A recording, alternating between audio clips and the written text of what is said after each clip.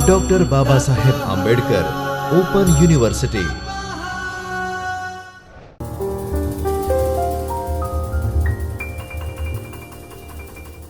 नमस्कार विद्यार्थी मित्रों, आज हम बीए अभ्यासक्रम के प्रथम वर्ष के प्रथम प्रश्न पत्र जो हिंदी मुख्य और गौण विषय से के लिए है, उसके ब्लॉक नंबर 2 खंड दूसरे पर बातचीत करेंगे।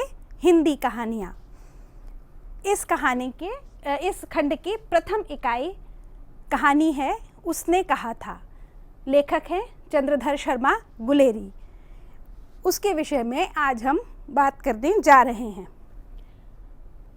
मुझे आशा है आपने कहानी पढ़ी होगी। किसी भी कहानी के विषय में सोचने के लिए सबसे महत्वपूर्ण बात होती है कि आप कहानी पूरी तरह पढ़ें और उसका आनंद लें।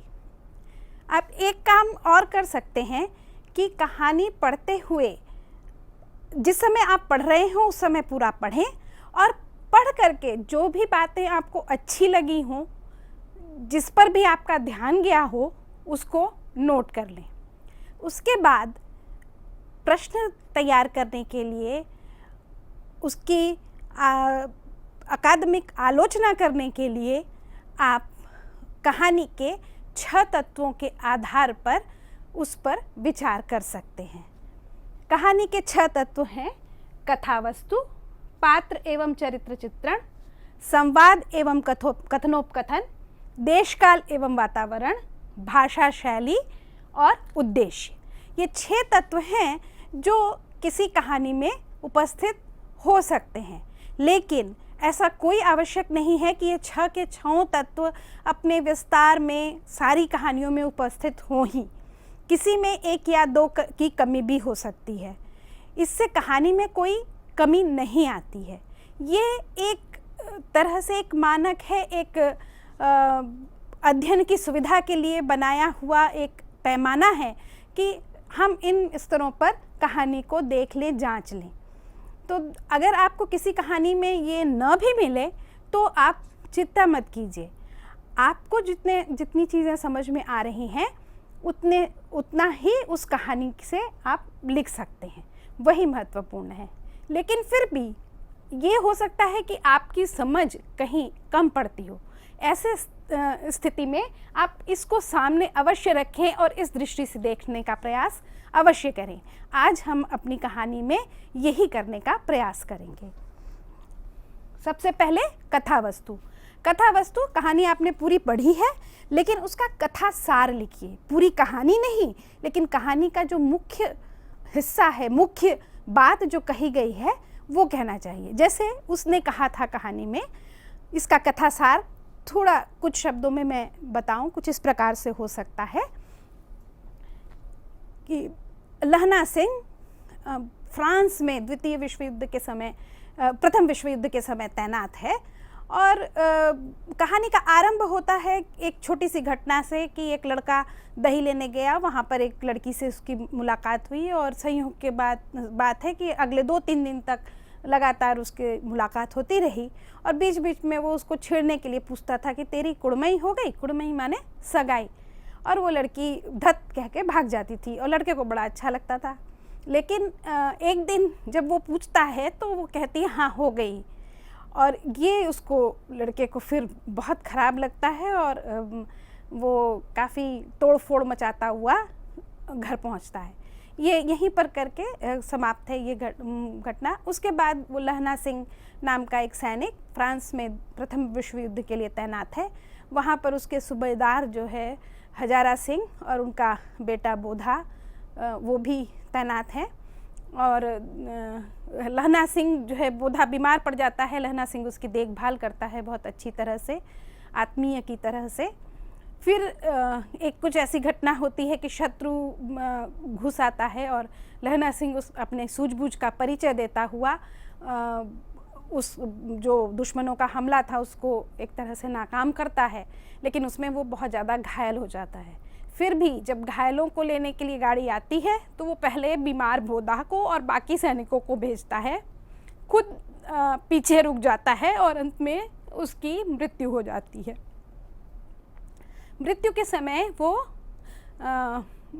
अपने पुरानी बातें याद करता है और तब उसमें वो याद करता है कि कैसे सूबेदार की पत्नी ने कहा था कि जो है मेरे पति और एक ही बेटा है, उसकी तुम रक्षा करना। और ये वो सूबेदारनी वही लड़की है जो उससे वो बचपन में मिला था। ये याद करते हुए और अपने घर की बातें याद करते हुए उसकी मृत्यु हो जाती है। ये कथासार है और शीर्षक यहीं से निकलता है। शीर्षक है उसने कहा था। उसने किसने? सूबेदारनी से ने। सूबेदारनी कौन? वो एक लड़की जिससे 8-10 साल की उम्र में, और वो बच्ची जब 7-8 साल की रही होगी तब उनकी मुलाकात हुई थी और उस समय लहना सिंह को वो बच्ची अच्छी लगी थी, सिर्फ इतना। लेकिन वो जो किशोर प्रेम या बालपन के में एक लगाव की, एक प्रेम की अनुभूति जो उसको हुई थी, उस अनुभूति की रक्षा उसने अपने प्राण दे करके की। उसने कहा था, वह व्यक्ति जिसको उसने कभी पसंद किया था, कभी चाहा था, जिसकी कभी इजहार भी नहीं किया था जिस चाहत का, उस चाहत के लिए उस व्यक्ति के कहने पर उसने अपने वचन की रक्षा की। इसलिए इस कहानी का शीर्षक उसने कहा था बहुत ही सार्थक सिद्ध होता है। दूसरा तत्व कहानी का पात्र और चरित्र चित्रण होता है। पात्र इसमें कई सारे हम देख सकते हैं। लहना सिंह है, सूबेदारनी है, सूबेदार हजारा सिंह है, उनका बेटा बोधा सिंह है, वजीर सिंह नाम का एक सैनिक है, लपटन साहब जो वस्तुतः शत्रु खेमे से आते हैं। दूसरे सैनिकों की कुछ चर्चा है। एक गोरी मैम, वो जहाँ फ्रांस या बेल्जियम में तैनात है, वहाँ की एक स्थानीय महिला की चर्चा भराई है। ये सारे पात्र हम कह सकते हैं। लेकिन चरित्र चित्रण कहें तो हम ये पूरी कहानी लहना सिंह के विषय में है और चरित्र उसका ही उभर कर सामने आता है। हम चरित्र चित्रण करने चाहें तो लहना सिंह का ही कर सकते हैं। सूबेदारनी के विषय में 1-2 वाक्य कहे जा सकते हैं। इसी तरह से सूबेदार हजारा सिंह या बोधा सिंह या वजीर सिंह के विषय में भी कुछ 1-2 बातें कही जा सकती है, लेकिन संपूर्ण रूप से चरित्र चित्रण इनका नहीं हो सकता है। लपटन साहब, अन्य सैनिक और गोरी मेम तो केवल घटना के उसमें आए हैं और घटना के सिलसिले में, और उनका कोई विशेष महत्व या उनका चरित्र जैसा कोई वहाँ पर कुछ भी दिखाई नहीं पड़ता है। तो चरित्र चित्रण की दृष्टि से यहाँ पर एक ही पात्र महत्वपूर्ण है, लहना सिंह, और उसका हम अच्छी तरह से पूरा चरित्र देख सकते हैं। वो जो है लहना सिंह का बचपन में ही कि वो एक दही लेने जाता है और मैंने घर का कामकाज कर रहा है, एक अच्छा बच्चा है। एक बच्ची मिलती है जिसको वो देख के पसंद करने लगता है, लेकिन फिर भी वो कोई उससे किसी भी तरह की बदमाशी या किसी भी तरह की छेड़छाड़ दूसरी नहीं करता, सिर्फ धीरे से पूछता है कि तुम्हारी कुड़मई हो गई। वो भी बहुत ही सहज ढंग से, बहुत ही एक तरह से जो अभिव्यक्ति हुई है वो दुलार के ढंग से, और लड़की उसका कतई बुरा नहीं मानती है। निश्चित रूप से अगर वो बुरे तरीके से पूछ रहा होता तो लड़की का उस तरह का जवाब नहीं होता या उसकी प्रतिक्रिया उस प्रकार की नहीं होती। इस तरह से वो एक बचपन से ही एक शुद्ध हृदय बालक के रूप में सामने आता है। फिर बचपन की ही उस घटना की याद जब सूबेदारनी उसको कराती है तो बताती है कि एक बार हम गली में मिले थे और मैं तांगे वाले के घोड़े के नीचे आते आते बच्ची थी और तुमने मुझे उठा करके तख्त पे चढ़ा दिया था और स्वयं घोड़े की पैरों के नीचे आ गए थे। माने उसमें दया की भावना है, दूसरे की सुरक्षा की भावना है। लहना सिंह एक बालक के रूप में ही एक समझदार और योग्य बालक के रूप में सामने आता है। फिर बड़ा होकर के वो फौज ज्वाइन करता है, यानी लोगों की रक्षा की भावना उसमें बलवती है। फिर हम पूरा वर्णन देखते हैं कहानी में कि किस प्रकार से वो बोधा को अपना सब कुछ दे करके, अपना कोट, यहाँ तक कि अपना स्वेटर भी दे करके, बोधा बीमार है, उसको बुखार हुआ है, ठंड लग रही है, तो वो अपना सर्वस्व उसको दे देता है। भले ही उसको खुद को भी ठंड लगती है, लेकिन वो उसको सहन करता है और बोधा की रक्षा करना चाहता है। बाकी वो ये भी कहता है कि बिना लड़े सिपाही जंग खा जाते हैं, और वो लड़ना चाहता है, यानी उसमें वीरता की भावना है। वो अभिव्यक्त होता है कि किस तरह से वो दुश्मनों को हरा देने का जज्बा रखता है। फिर कर्तव्य भावना उसकी दिखाई पड़ती है कि जब कूच का हुक्म आता है, नकली लपटन साहब ही आके कहते हैं कि आगे बढ़ना है, तो सूबेदार कहता है नहीं, बोधा के लिए तुमको रुकना पड़ेगा, तो वो रुक जाता है कि सूबेदार उसके अफसर है और वो जो कहेगा उसको करना है।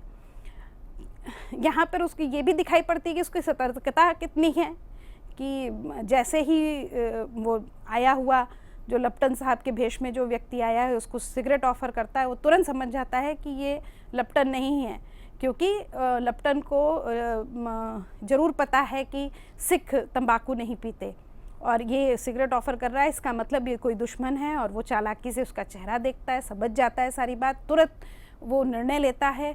जो दूसरा एक सिपाही उसके साथ रुका हुआ है उसको उस ग्रुप के पीछे भेजता है, जो कि जिसको आगे भेजा गया था, और सूबेदार हजारा सिंह को उनके सिपाहियों के साथ वापस लाने के लिए कहता है। वो उसके लिए दौड़ाता है वजीर सिंह को, और खुद संभालता है यहाँ स्थितियों को, और चालाकी से उसको मात दे देता है लपटन साहब को। लेकिन उसके बाद जर्मनों का, दुश्मनों का हमला हो जाता है। उसमें भी वो बाकी सारे लेट करके फायरिंग कर रहे हैं, वो खड़े होकर के और ताक के मार रहा है कि ज़्यादा घुसने ना पाए, और इस सिलसिले में उसको गोली भी लगती है, लेकिन वो अपने घाव को कस करके बांध लेता है, छुपा लेता है, उस पर मिट्टी लगा देता है कि खून बहता हुआ न दिखाई पड़े। और फिर जब सहायता आती है, दुश्मन हरा दिया जाता है और सहायता आती है और एम्बुलेंस आती है, ले जाया जाता है घायलों को, तो वो घायलों को, यहाँ तक कि मृतकों को भी जाने देता है और खुद पीछे रुक जाता है। वो जानता है कि उसका घाव इस तरह का है कि वो ज़्यादा बच नहीं पाएगा, तो वो उसका प्रयत्न भी नहीं करता। और बोधा और सूबेदार हजारा सिंह सुरक्षित रहे, इसके लिए वो अपनी अंतिम सांस तक प्रयास करता है और उसमें सफल होता है। इस तरह से वो त्याग और शौर्य का प्रतिमान बन करके कहानी में उभरता है।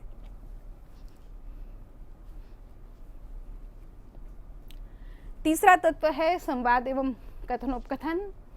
संवाद इसमें थोड़े ही आए हैं, जितने भी आए हैं वो बहुत उपयुक्त हैं।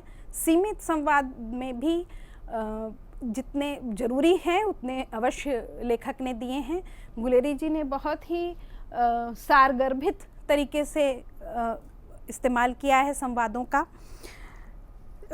आरंभ ही होता है, छोटे संवाद हैं। तेरा घर कहाँ है, जब लड़की से लहना सिंह के बचपन का जो दृश्य है आरंभ में बिल्कुल कहानी के, तो कहता है तेरा घर कहाँ है, मगरे में, और तेरे मांझे में, यहाँ कहाँ रहती है। कोई विस्तार नहीं, कोई ज़्यादा वर्णन नहीं, छोटा जैसा सामान्य रूप से पूछते हैं उसी तरह से वो संवाद चलता है। इसके आगे भी जब भी जहाँ भी है संवाद, वहाँ वो सीधी बातें करते हैं, बहुत संक्षिप्त में चीज़ों को सामने लाते हैं और ऐसा रखते हैं। उसका पूरा संवादों का कलेवर इस प्रकार का रखा है कि स्थिति वहाँ की साफ हो जाए, और परिस्थितियाँ पता लग जाए और साथ में कहानी भी आगे की ओर बढ़ चले। राम राम यह भी कोई लड़ाई है, दूसरा पार्ट जब शुरू हो रहा है, बचपन का दृश्य खत्म हुआ, ये दूसरा पार्ट। राम राम यह भी कोई लड़ाई है, दिन रात खंदकों में बैठे हड्डियां अकड़ गईं, लुधियाना से 10 गुना जाड़ा और मुंह और मेह और बर्फ़ ऊपर से। ये सारा जो है समझ में आता है कि लुधियाना भारत में काफ़ी ठंडा शहर माना जाता है। जाड़े के दिनों पे वहाँ काफ़ी ठंड पड़ती है और उससे 10 गुना जाड़ा, यानी कि ये भारत की बात नहीं है, कहीं बाहर की बात है, ये स्पष्ट रूप से यहाँ पे पता लग जाता है। आप ये ध्यान रखिए कि कहीं पर भी और कहीं पर किसी इस देश का कोई वर्णन, कहीं नाम नहीं लिया है। कहानी के बिल्कुल अंत में जाके है, जब ये अखबार में सूचना छपती है तो उसमें लिखा है फ्रांस और बेल्जियम 68वीं सूची, मैदानों में घाव से मरा, नंबर 77 सिख राइफल्स जमादार लहना सिंह। इस सूचना से अखबार की हमको पता चलता है कि ये फ्रांस में लड़ाई हुई थी, फ्रांस बेल्जियम में कहीं पर। लेकिन जब हम कहानी पढ़ना शुरू करते हैं तो ये इस तरह के जो संवाद हैं, बातें हैं, उससे पता चलता है कि इन कथनों से पता चलता है कि कहाँ पे ये क्या हो रहा है, क्या है, ये समय क्या है और देश क्या है, कहाँ और क्या परिस्थितियाँ क्या है। तो इस तरह से ये इन्होंने छोटे छोटे संवाद और कथनों का प्रयोग किया है और बहुत सारगर्भित ढंग से। ये तीखे हैं, माने जो जितनी आवश्यकता है उतना करते हैं और बिल्कुल स्थिति को स्पष्ट करते हुए चले जाते हैं और उसमें रोचकता और एक उत्फुल्लता, एक माने ऐसे युद्ध का दृश्य है तो बहुत एक तरह से गंभीर वातावरण हो सकता है, उससे कहानी काफ़ी भारी हो जाती। लेकिन ये गुलेरी जी की कौशल है कि उन्होंने संवाद, उसमें कथनोपकथन इस प्रकार के रखे कि उसमें एक व्यंग्यात्मक, एक उत्फुल्ल वातावरण, एक हंसी खुशी का वातावरण भी बना रहा। जैसे कि देश क्या है, स्वर्ग है, मैं तो लड़ाई के बाद सरकार से 10 गुना जमीन ही मांग लूँगा और फलों के बूटे लगाऊंगा, है ना। उसके बाद फिर वो गाना भी गाते हैं और कहते हैं, एक उसमें वर्णन करते हैं, कौन जानता था कि दाढ़ियों वाले घरबारी सिख ऐसा लुच्चों का गीत गाएंगे, पर सारी खंदक इस गीत से गूंज उठी और सिपाही फिर ताजे हो गए, मानो 4 दिन से सोते और मौज ही करते रहे हों। तो इस तरह के चीज़ें रख करके उन्होंने रखा और जितने भी कथन उपकथन हैं वो व्यर्थ नहीं गए, वो सब कथा को आगे बढ़ाने वाले हैं। अगला है देश, काल और वातावरण। उसमें भी जैसा हमने बताया कि ये देश फ्रांस और बेल्जियम, जिसकी सूचना हमें कहानी के अंत में मिलती है, और ये भारत के बाहर कहीं ठंडा प्रदेश है, ठंडी जगह है, ये इस कहानी से भी हमें पता लग जाता है। तो ये देश है फ्रांस का, काल 1914 ईस्वी जब प्रथम विश्व युद्ध हुआ था, और युद्ध का वातावरण है पूरा, जो पूरा वर्णन है वो युद्ध का है। थोड़ा सा जो आरंभ होता है कहानी का वो अमृतसर की गलियों का है और बहुत ही सुंदर वर्णन अमृतसर की गलियों का भी उन्होंने किया इक्के वालों के माध्यम से, कि इक्के वाले कैसे उन गलियों में चलाते हैं और प्रेम से लोगों को हटाते रहते हैं। पूरे वातावरण को सृजने में बहुत सफलता मिली है गुलेरी जी को। युद्ध का वातावरण, युद्ध के माने एक सैनिक की तैनाती, जिस तरह के वो मोर्चे पर रहते हैं और मोर्चे पर क्या परिस्थितियां होती हैं, उसका बहुत ही सुंदर वर्णन इसमें मिल जाता है। ज़्यादा शब्दों का इस्तेमाल नहीं किया, बहुत वर्णन नहीं किया, लेकिन वही संवादों और कथनोपकथन के माध्यम से और थोड़े थोड़े से वर्णनों के माध्यम से उन्होंने पूरे परिस्थिति को सृज दिया है। उनका पूरा जो उससे जो चित्र उभर करके आता है वो दृश्यात्मक चित्र दिखाई पड़ता है। ये देश, काल और वातावरण का सृजन कहानी में करने में पूरी तरह से गुलेरी जी सफल हुए हैं। बहुत ही अद्भुत तरीके से ये पूरा दृश्य रूप में सब कुछ हमारे सामने आ जाता है।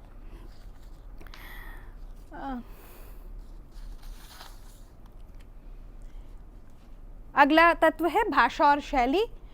भाषा बेहद सहज रखी है, एक कहीं पर भी लच्छेदार या बनावटी भाषा का प्रयोग नहीं हुआ है, कोई अलंकारिक भाषा प्रयोग नहीं की गई है। सीधे साधे सैनिक है, उनकी सीधी सादी भाषा है।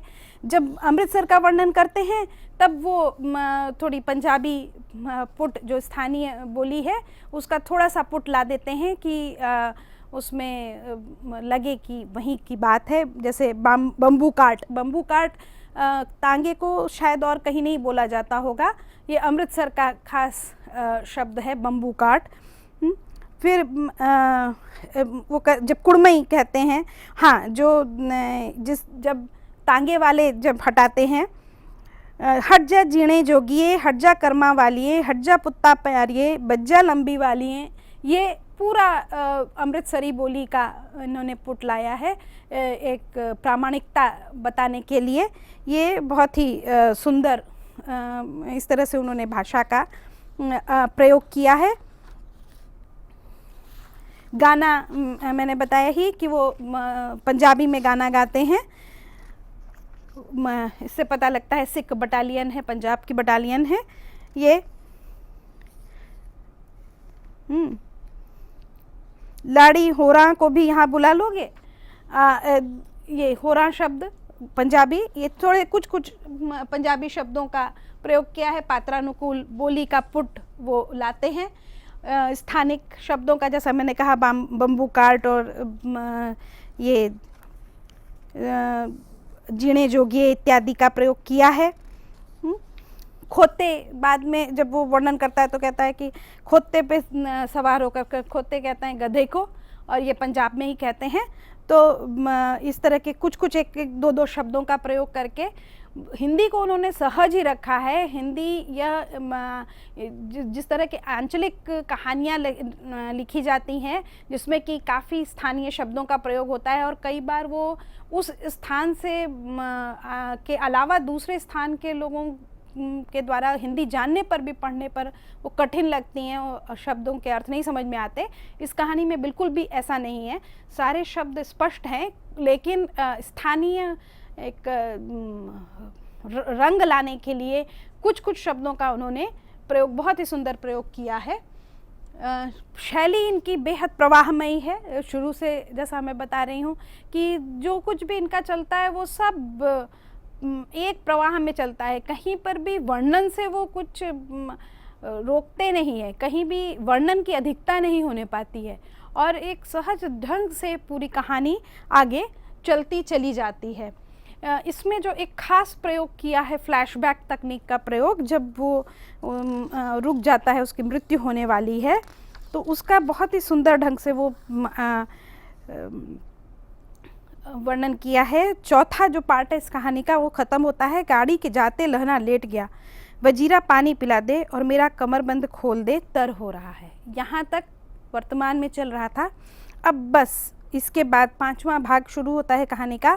मृत्यु के कुछ पहले स्मृति बहुत साफ हो जाती है, जन्म भर की घटनाएं एक एक करके सामने आती हैं, सारे दृश्यों के रंग साफ होते हैं, समय की धुंध बिल्कुल उन पर से हट जाती है। ये सूचना दी, ये तथ्य बताया, एक स्थिति बताई, और इसके बाद वो सीधा शुरू करते हैं। लहना सिंह 12 वर्ष का है, अमृतसर में मामा के यहाँ आया हुआ है, दही वाले के यहाँ, सब्जी वाले के यहाँ, हर कहीं उसे एक 8 वर्ष की लड़की मिल जाती है। जब वह पूछता है तेरी कुड़मई हो गई, तब धत कहकर वह भाग जाती है। एक दिन उसने वैसे ही पूछा तो उसने कहा, हाँ कल हो गई, देखते नहीं यह रेशम के फूलों वाला सालू। सुनते ही लहना सिंह को दुख हुआ, क्रोध हुआ। क्यों हुआ? यहीं पर सिमट गया है सारा उसका प्रेम, कि वो प्रेम करता था। वजीरा सिंह पानी पिला दे। इसी के बाद फिर वो आगे की घटना है कि जब वो सूबेदारनी से मिलता है, सूबेदारनी कहती है कि एक ही बेटा है मेरा और पति, तो जो है जिस तरह से तुमने मुझे बचाया था उस तरह से इनको भी बचाना। और वही यही उसने कहा था, इसलिए वो रक्षा करता है। बीच बीच में आता है वजीरा सिंह पानी पिला दे, और फिर याद करते करते अंत में उसकी पूरी सब समय और देश और सब उसके सारे कॉन्सेप्ट ख़त्म हो जाते हैं। और वो वजीरा सिंह से कहता है, कौन? कीरत सिंह अपने भाई का नाम लेता है। फिर भाई को कुछ इंस्ट्रक्शन देता, बताता है और अपनी प्राण त्याग देता है। और अंत में खाली एक सूचना है कि लहना सिंह घावों से मरा। इस तरह से ये कहानी जो है बहुत ही अपने समय की एक बहुत ही महत्वपूर्ण कहानी उभर कर के आई, और एक तकनीक की दृष्टि से, भाषा की दृष्टि से बहुत ही सुंदर कहानी बन पड़ी। आज भी हिंदी की सर्वश्रेष्ठ 10 कहानियाँ चुनी जाएंगी तो इसको अवश्य रखा जाता है। इस कहानी का उद्देश्य क्या था लिखने का? तो उच्च मानवीय गुणों की प्रतिष्ठा हम कह सकते हैं कि इस पूरी कहानी में जो सबसे जो सिद्ध होता है वो उच्च मानवीय गुण हैं। त्याग और शौर्य लहना सिंह के चरित्र से जो उभर करके आता है, त्याग और शौर्य दोनों ही उच्चतम मानवीय गुण हैं। उसकी कर्तव्य निष्ठा, जिस तरह से वो हर परिस्थिति में अपने कर्तव्य का निर्वाह करता है, चाहे वो बालक है तब भी, जब सैनिक हुआ तब भी, युद्ध में भी, हर तरह से उदात्त प्रेम, ये सबसे उच्च मानवीय गुण है। मानवीय होने की शर्त ही प्रेम है, और इसमें इसका उदात्ततम रूप दिखाया, जहाँ पे वो कभी पता तक नहीं लगने देता उस लड़की को कि वो प्रेम करता है, और इस हद तक प्रेम करता है। जिस लड़की से वो 12 वर्ष की उम्र में मिला था और उसके बाद 25 वर्षों बाद वो सिर्फ कहती है कि रक्षा करना, और चूंकि उसने कभी प्रेम एक बार किया था इसलिए वो उसकी रक्षा करता है और अपने प्रेम की रक्षा करता है उस बहाने से कि, और बारीक संवेदनशीलता, वो एक एक चीज़ जिस तरह से कहानी में हुई है कि जरा सी बात से वो पूरी बात समझता है। बुधा सिंह के सामने हो, बुधा सिंह का कष्ट समझना हो, या हजारा सिंह को कन्विंस करना, बेहद संवेदनशीलता के साथ वो चीज़ों को समझता है। इसी तरह से सूबेदारनी के साथ भी बात करते हुए वो उसकी संवेदनशीलता बहुत उच्च रूप में रहती है। इस तरह से जो पूरी कहानी है वो एक सुंदर रूप प्रस्तुत करती है, एक श्रेष्ठ कहानी के रूप में हमारे सामने आती है और बहुत कुछ सिखा करके जाती है। ये सजेस्टेड रीडिंग है कुछ। आप hindisamaay.com एक है, आप गूगल सर्च पे डालेंगे आएगा, उसमें आलोचना में जाइए और नामवर सिंह को सेलेक्ट करेंगे तो उसमें ये आएगा 100 साल की एक कहानी उसने कहा था। 100 साल 1915 में ये कहानी लिखी गई थी और अब तो 104 साल हो गए इस कहानी को। और उस जब 100 साल हुए थे तब नामवर सिंह का और प्रांजल धर का ये 2 लेख हिंदी समय पर आपको मिलेगा, आपको पढ़ना चाहिए।